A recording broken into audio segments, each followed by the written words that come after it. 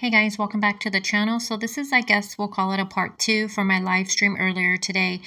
During the live from earlier, I went over some of the stuff that we have learned when it comes to Athena Strand case. Now, I did get my hands on the actual affidavit, and there are some things that we didn't know. So I'm just going to go ahead and read this whole thing to you. But before we get started, if you can hook a girl up and just hit that thumbs up, it does help the channel out, and it's completely free. Now, the top portion I normally don't read to you guys, but if you want to go ahead and read where it says before me, the undersigned authority and all of that stuff, you can go ahead and just pause it right here and read that, or I will also share this with you guys on the community page. Now, the next portion, it'll say Investigator J. Oliver. That basically is going to go over his credentials. I'm going to jump right on to where it says number 1, because this is what we all want to see in here. On Wednesday, November 30th, 2022, at approximately 1841 hours, which will be 6:41, Elizabeth Ashley Strand, date of birth, which is white out, and that's going to be Athena's stepmom. She called 911. The call was answered by the Wise County Sheriff Office Communications. Elizabeth reported that her 7 years of age stepdaughter, Athena Presley Monroe Strand, it gives her date of birth, which is whited out, had reportedly vanished from her residence at 268 Country Road 3573, Paradise, Wise County, Texas. Now, deputies were dispatched to the address. Deputies arrived at approximately 1856 hours, which would be 6:56 p.m. Now, followed shortly after by numerous deputies, fire department, and EMS personnel. First responders began diligently searching for Athena in the near freezing temperature. Now, deputies spoke with the original reporting party, Athena's stepmom, Elizabeth Ashley Strand. Elizabeth explained to deputies she had last seen Athena inside the converted storage shed Athena and her stepsister were temporarily using as a bedroom/living quarters, while Athena's father, Jacob Henry Strand, it gives his date of birth, which is whited out, renovated the main residence, smaller residence, next to the storage shed. It should be noted that the main residence is the smaller of the residence and the large residence is abandoned. Elizabeth stated she had last seen Athena around 17:45 hours on the same day, 11/30/2022. Now, when Elizabeth had left Athena inside the shed bedroom, she told her to sort through her dirty clothes for laundry. Now, Elizabeth then went back inside the main residence and started making dinner. Around 20 to 30 minutes later, Elizabeth went back outside to Athena's room to tell her dinner was ready, but Athena was gone. Elizabeth looked inside the room but did not notice anything suspicious or apparently different or out of place inside the room since she had last seen Athena in there. Now, Elizabeth immediately began looking around the property for Athena. At approximately 1822 hours, Elizabeth called her sister and brother-in-law who lived on the adjacent property next to Elizabeth and Athena and asked if Athena was over at their house. Now it says they told Elizabeth that Athena was not over there and then began looking for Athena themselves. Elizabeth then called her husband Jacob, Athena's father, who was currently driving with his father to a hunting lease near San Antonio, and told him Athena was missing. Jacob then told Elizabeth to call 911. Elizabeth could not think of any place and or person Athena would try to walk/run away from the property to. Nor did Elizabeth know of any particular location on or around the property Athena would try to hide at. Now, Houston also spoke with Jacob, who confirmed he and his father were driving to a hunting lease when Elizabeth called to tell him she could not find Athena. So Jacob and his father immediately turned around and drove back to the property, arriving after deputies. An extensive search of the area was conducted overnight, the following morning, and the following day, Athena was not located. Through the course of the investigation, it was learned that FedEx had delivered a package to the residence during the time Athena went missing. Through further investigation, it was found that the company Big Topspin was the contracting company delivering packages for FedEx. Investigators were able to work with employees from Big Topspin to determine which van and driver had made the delivery. Now, investigators also learned the van was equipped with video equipment, which was run by a third-party vendor. Now, this third-party vendor was able to provide video from the truck that delivered the package. The video consists of 1-minute clips. Now, an FBI employee was able to view the video. The FBI employee found that the driver had taken a young girl who was visually similar to Athena in his van. The driver was seen on video talking to her in the van. The driver of the van was identified as the defendant, Tanner Lynn Horner, with the date of birth, and it gives their driver's license number, but it's all whited out. Now, the van was identified as the white van in color 2019 GMC box van with the making FedEx on the side. Now, displaying Texas license plate number, and it also gives the VIN number.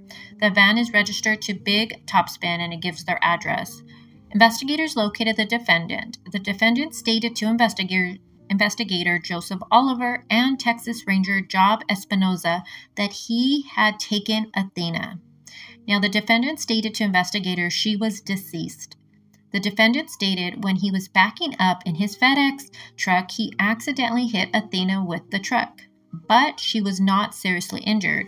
The defendant stated he panicked and put Athena in the van. Now, investigators transported the defendant to the Wise County Sheriff's Office. The defendant was read his Miranda warning. Ranger Espinoza and investigator Oliver interviewed the defendant. Now, the defendant stated when he was backing up in his FedEx truck, he accidentally hit Athena with the truck, but she was not seriously injured. Panicked and put her in the van. The defendant stated Athena was alive at that time, talking to him, and told him her name was Athena. The defendant stated he attempted to break Athena's neck to kill her. The defendant stated when he attempted to break Athena's neck, it did not work, so he strangled with his bare hands in the back of the FedEx van. Wow. Now, during the course of the interview, the defendant again stated he strangled Athena because she was going to tell her father about being hit by the FedEx truck the defendant was operating. Investigators asked the defendant if he would be willing to take them to where he put Athena's body. The defendant stated that he would and directed investigators to, and it gives the location where she was found. Now it says, investigators observed the deceased body of whom the defendant stated was Athena in the water. The defendant was transported to the Wise County Sheriff's Office without incident. Wow. I'm going to go ahead now and play today's press conference with Athena's mom.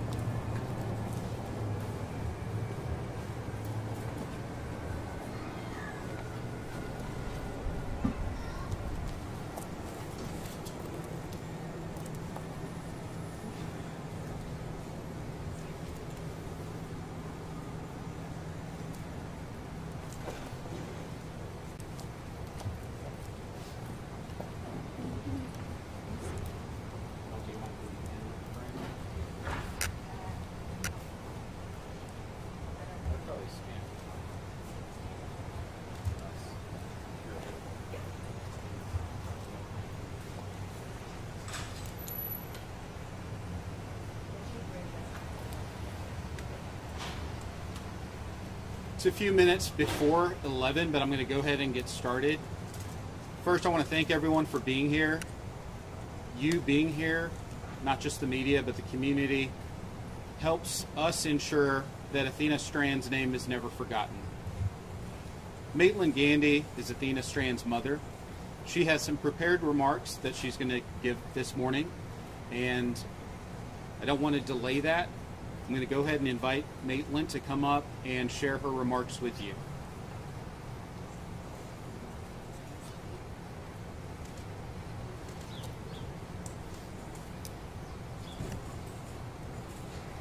Good morning, and thank you all for being here.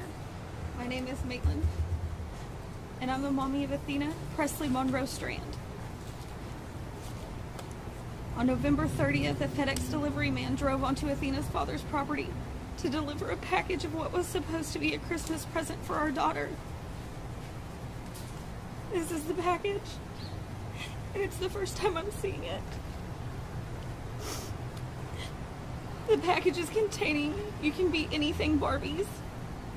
Athena was robbed of the opportunity to grow up to be anything she wanted to be.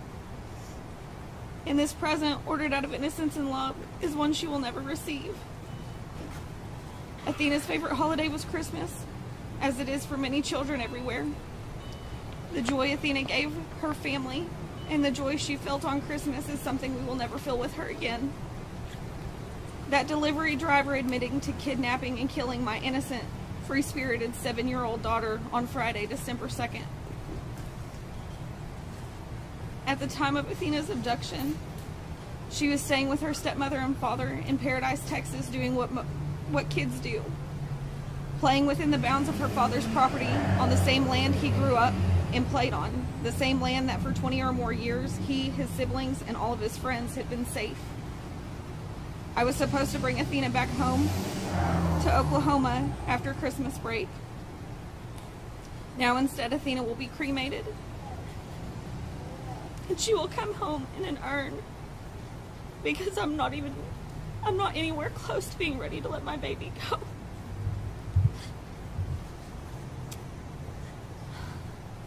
I'm sorry. I will never see her bright blue eyes or her ornery smile again. I will never be able to hear her say, "I love you, Mommy." I will never be able to do her hair again or to hold her while she sleeps. I was robbed of watching her grow up by a man that everyone was supposed to be able to trust, to do just one simple task: deliver a Christmas present and leave. Tomorrow will be the last time I get to see my baby. After tomorrow, when the silence sets in, Athena's family, including her 3 young sisters, will start the journey of all of the first without her. Her little sister's 3rd birthday, then my 27th birthday, our Christmas Eve tradition, The first time in 7 years of not hearing and seeing the excitement of Athena opening gifts from Santa and Sissy. I ask everyone to hold your littles just a little tighter for me. I want to take a moment to thank the community for the outpouring of love and support. From the moment Athena went missing, this community flew into action, and they have not stopped. I have felt your prayers, I have read your messages and your letters, and I see your pink everywhere. There are no words to express how thankful I am for the first responders, law enforcement and responding agencies, volunteers, churches, businesses, and all those I may have failed to list. I'm also grateful to the media for helping to keep Athena's story alive. I want everyone to know Athena. She was an amazing little girl who loved dancing, singing, and all animals. Dogs, cats, horses, lizards, and chinchillas. She also loved school and all of her friends in the first grade, who are now also struggling with her senseless murder. Athena also loved flowers, but she was also not afraid to get down in the mud with the boys. She was her father's daughter. I noted that Athena's death will not be in vain. I will spend the rest of my life fighting for her so that no other family will endure such unbearable pain and grief. That a monster attempted to take Athena's voice, but we are her voice. Screening and hiring policies must be put into place so that monsters wearing delivery uniforms don't show up on our children's doorsteps. Please help keep Athena's light shining. Thank you.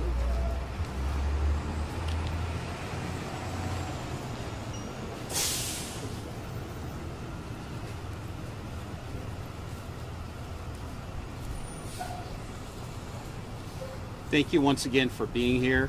I know you have a lot of questions. My goal today is to first thank the community for all the efforts that were made to look for Athena, to law enforcement, to the district attorney's office who have already been in communication with us and have offered their support and cooperation as we move forward.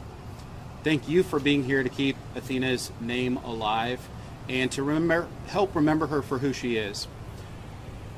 I'm going to set out some parameters for the questions that I'll be accepting, understanding that we are still in the investigation phase. I'm not going to comment on alleged facts or possible underlying facts, but I'm happy to answer general questions about where we are, what we're doing, what we hope to do moving forward.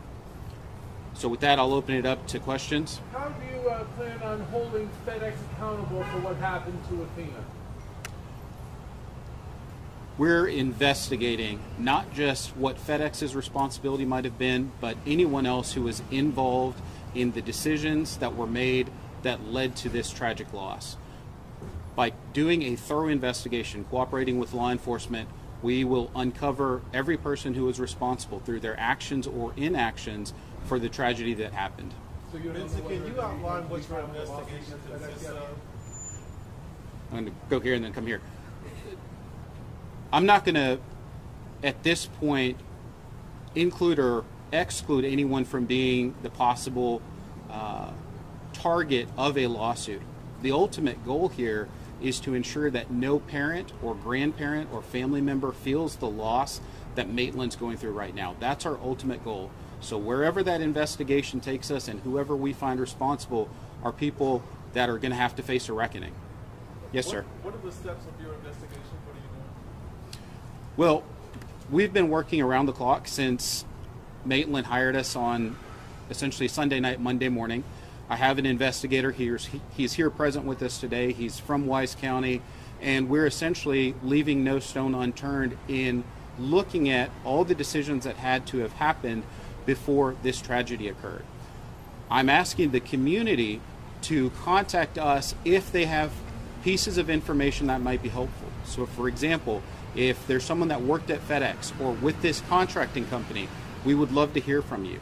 If you're someone who knows the defendant, we would love to hear from you.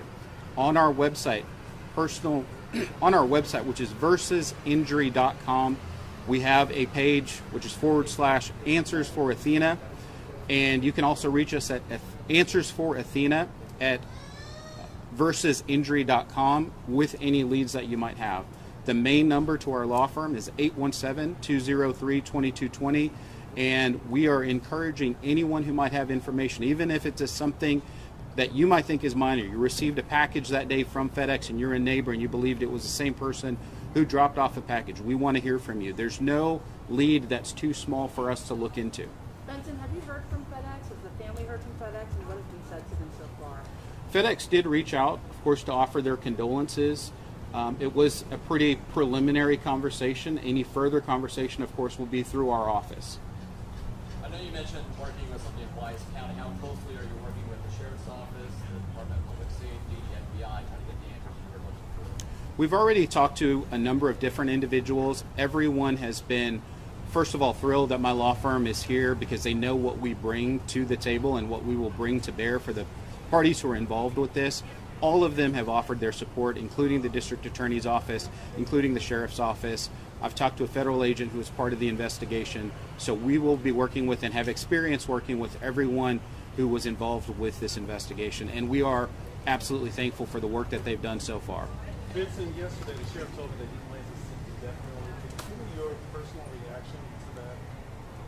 I'm not at all surprised. That's what this community demands. You know, when you have the loss of a young child, of innocence, this community is not going to accept anything less than that. So I wholeheartedly agree with the decision that's being made, and I'm sure the district attorney was involved with that. It's a huge commitment to say that you're seeking the death penalty. It's not a small undertaking. So they are doing what this community wants, and it is undoubtedly appreciated by everyone in this community, and certainly Maitland and the family. In many cases, law enforcement consults with the victim's family about seeking the death penalty. Did that happen in this case? So the district attorney's office has been communicating through us and has reached out. They are also being very mindful that Maitland is in the middle of a mourning period. So they are doing everything that they can to both be respectful, but also to respect both the wishes of the family as well as the community. Benson, can you comment more about this package? So this is the exact package that was dropped off. This is not considered a piece of evidence that the Wise County Sheriff's Department used to have or anything like that? This is the exact package that was dropped off, and these Barbies were intended for Athena. This was going to be part of her Christmas present. That's the very box that was dropped off at the doorstep. And as you ask yourself, is that a piece of evidence? I can certainly tell you this is not a fingerprint case. Okay, this is not a case where law enforcement needs that box to prove their case or pull anything from it. Are you saying you are certain or not certain that the suspect delivered this package? Well, I'm not going to comment on what I understand the facts to be or what the alleged facts might be. I can tell you this is the package that was delivered to the residents on the date that she was abducted. Benson, obviously this is a huge civil liability. How soon, or is there a timeline on when you might take civil action at all? Maitland's goal, and my goal ultimately, is to effect change. We don't want another family to feel this kind of loss. So we're going to look for anyone who might be responsible. We're not in a rush, okay? As we investigate, we put people that we think might be responsible on notice, and those letters have already started going out to say things like, you have to preserve the evidence related to this investigation. But we are not in a rush to file a lawsuit. We want a thorough investigation to be completed. We are part of that investigation. We conduct our own independent investigation. And ultimately, wherever that investigation leads us, if it leads us to seek filing a lawsuit to effect the change that we hope to effect, then that's what we're going to do. How many legal notices has your office sent? We have sent out 3 notices so far. Would you be able to say that? I'd rather not just yet. What's next? Our investigation continues. We have a list of witnesses we hope to speak to.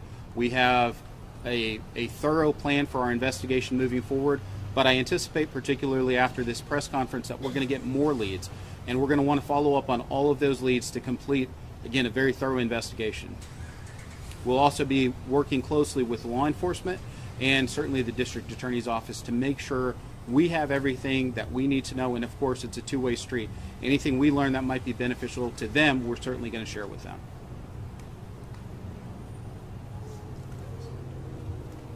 Other questions? Say and spell your name. Certainly. Benson Varghese. First name is Benson. Last name is Varghese.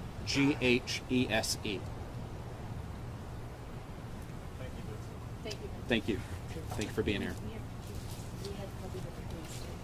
We also have copies of Athena's statement this morning. If you needed it to pull quotes from, we'd be happy to hand that out.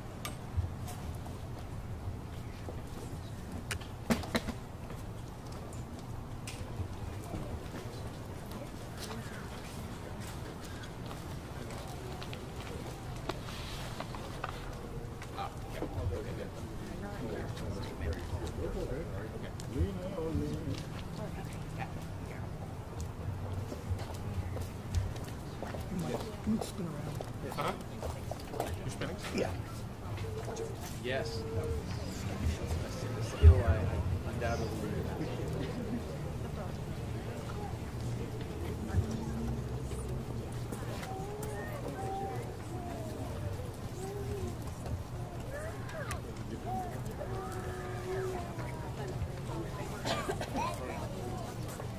I'm getting digital instead of get closer to the I did.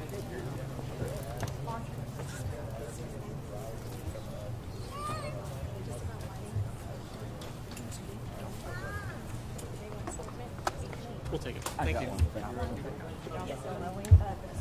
I give it back to you? We already have one. Oh, okay. From your cameras or Thank you. of course.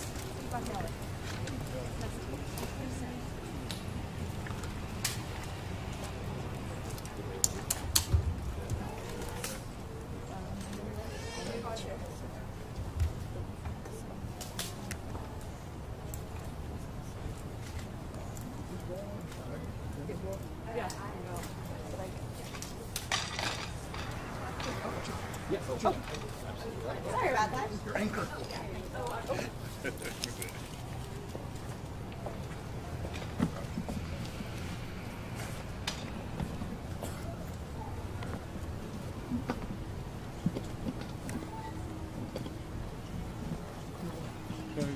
I'm rolling. Okay. Can I go? Yeah.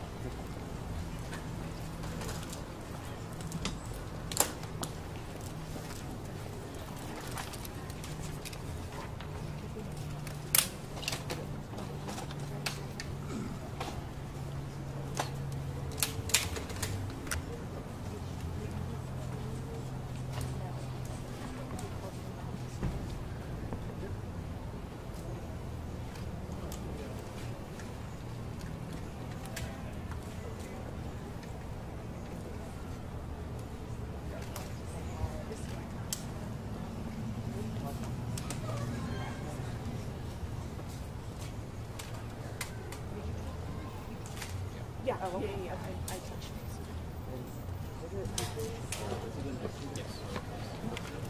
it.